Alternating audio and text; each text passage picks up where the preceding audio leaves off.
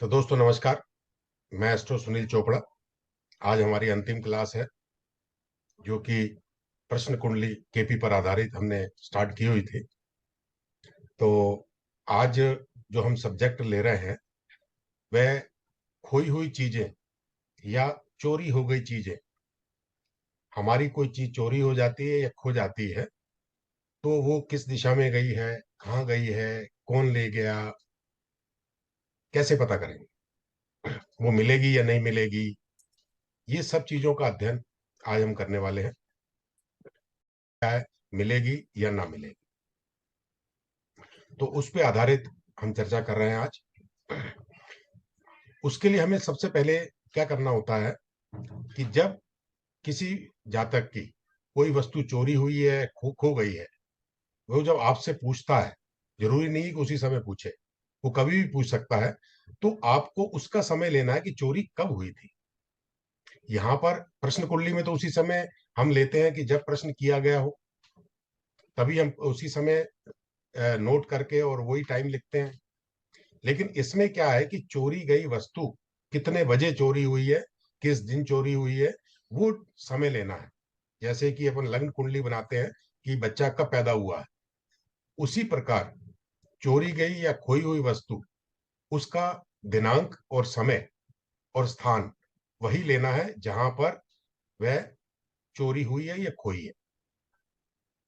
मान लो कल की कोई वस्तु चोरी हुई है और आज आपसे वो पूछ रहा है, तो आपको वो कल उस समय का, कल की डेट डालनी है और कल की डेट डाल के कितने बजे के करीब हुई थी वो बजे समय डालना है, और कहाँ हुई थी वो स्थान डालना है। तो इसकी जो कुंडली बनेगी वो इस तरह से कुंडली बनाई जाएगी। सबसे पहले क्या लेंगे कि जब हमारे पास जातक आया, जब उसने हमें सूचना दी कि हमारी ये वस्तु चोरी हुई है या खोई है, तो उस समय का तारीख, मंथ, ईयर और समय लेकर और स्थान लेकर हम एक प्रश्न कुंडली बनाएंगे। उस प्रश्न कुंडली में हम देखेंगे कि चंद्रमा कहाँ है, चंद्रमा किस राशि में है, और चंद्रमा का नक्षत्र क्या है। ये दो चीजें हम नोट करें, चंद्रमा की राशि और चंद्रमा का नक्षत्र, जिस राशि में चंद्रमा हो। अब पहली एक मोटी मोटी चीज है, अगर आपके पास पूरा वर्णन करने का नहीं है तो आप देख सकते हैं कि वो जो चंद्रमा की राशि है कौन सी है, चर राशि है, स्थिर राशि है, या द्वि स्वभाव राशि है। एक स्टार्टिंग का आप प्रोडक्शन वहां से लगा सकते हैं। अगर चर राशि है तो वस्तु आपको नहीं मिलेगी, वो चली गई दूर। अगर स्थिर राशि है तब आप या तो आपने कहीं रखी हुई है, वो आपको मिल जाएगी। और अगर द्वि स्वभाव राशि है तो मिल भी सकती है और नहीं भी मिल सकती। उसका फिर कैलकुलेशन करने के लिए क्या करते हैं, हम उसके स्वामी को देखते हैं कि वो कहाँ बैठा हुआ है। द्वि स्वभाव राशि का स्वामी कहाँ बैठा है, क्या वो चर राशि में बैठा है, क्या वो स्थिर राशि में बैठा है। तो उस राशि को देखकर हम उसका प्रोडिक्शन देते हैं। ये तो एक सिंपल है, एक सामान्य बताने के लिए। अब हम डीपली अगर उसकी स्टडी करना हो तो कैसे करें। मैं एक स्क्रीन शेयर कर रहा हूं आप लोगों को।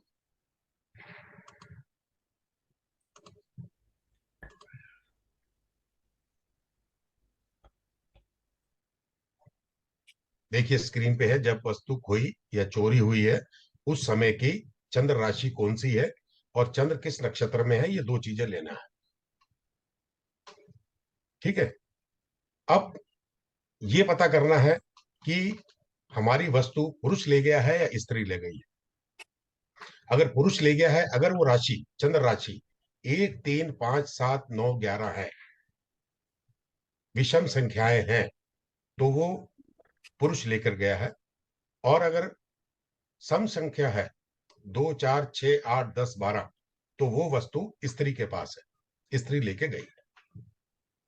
तो ये आपको राशि कौन सी राशि है, पुरुष है स्त्री है, इससे अंदाजा लग जाएगा कि वो कौन ले गया है।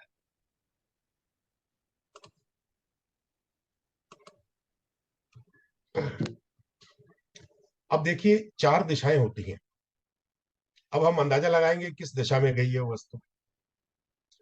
अब पूर्व पश्चिम उत्तर दक्षिण 4 दिशाएं होती हैं, और हर दिशा को ये चीज निकालने के लिए ये शब्दों का उपयोग किया गया है। पूर्व दिशा को अंधाक्ष कहते हैं, पश्चिम दिशा को मध्याक्ष कहते हैं, और दिशा जो उत्तर है उसको सुलोचन कहते हैं, और दक्षिण दिशा को मंदाक्ष कहते हैं। ये 4 शब्द हैं जो दिशाओं के को संकेत करने के लिए बनाए गए हैं। तो पूर्व दिशा अंधाक्ष, पश्चिम दिशा मध्याक्ष, उत्तर दिशा सुलोचन, और दक्षिण दिशा मंदाक्ष। इनके मीनिंग क्या है? अंधाक्ष का मीनिंग होता है शीघ्र लाभ। अगर आपकी दिशा पूर्व की ओर है, वस्तु अगर पूर्व की ओर गई है, तो आपको तुरंत मिलेगी, शीघ्र लाभ होगा आपको।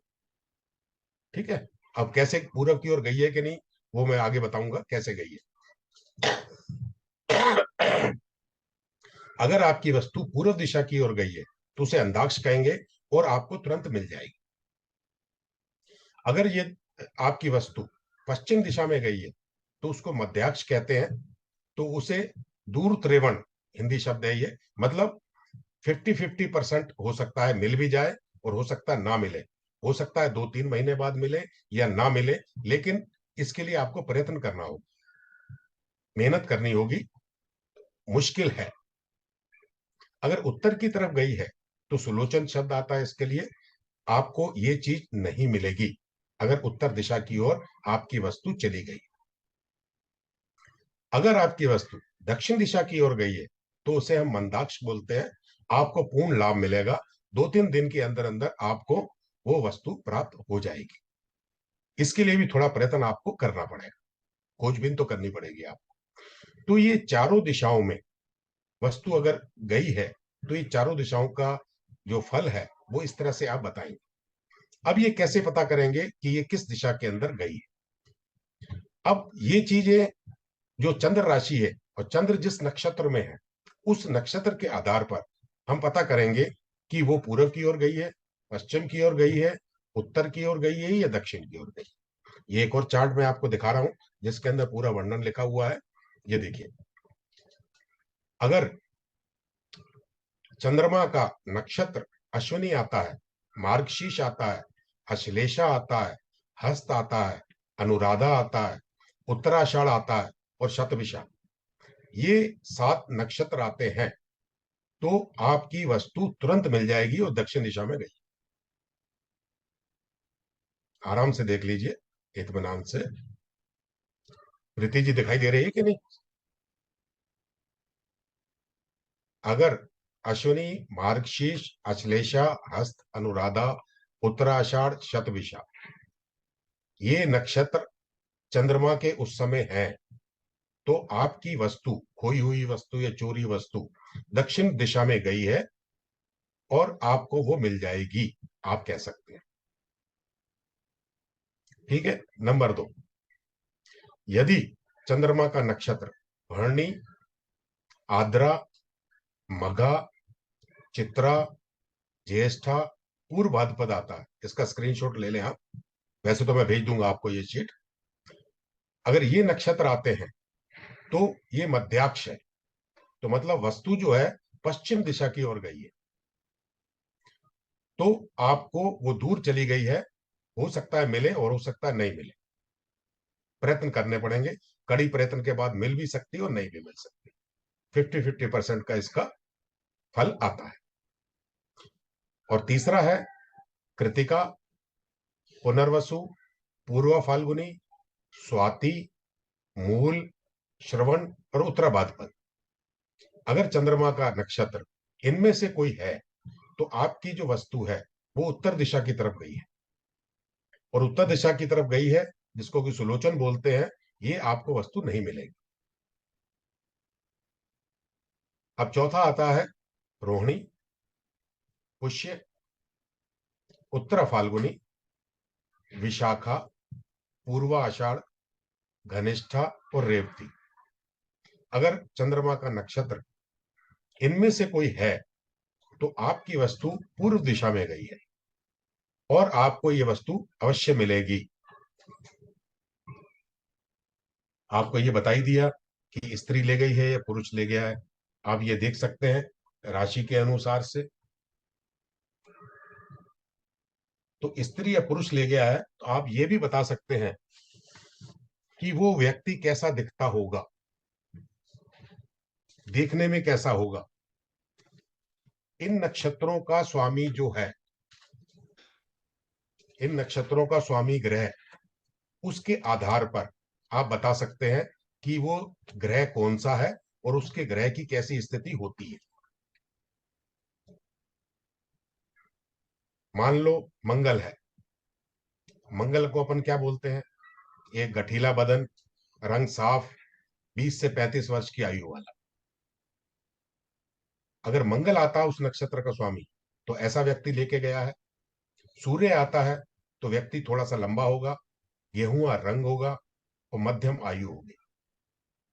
और अगर बुध आता है नक्षत्र का स्वामी तो युवराज होगा, लड़का सा होगा, 20 साल के आसपास, मध्यम कद होगा उसका।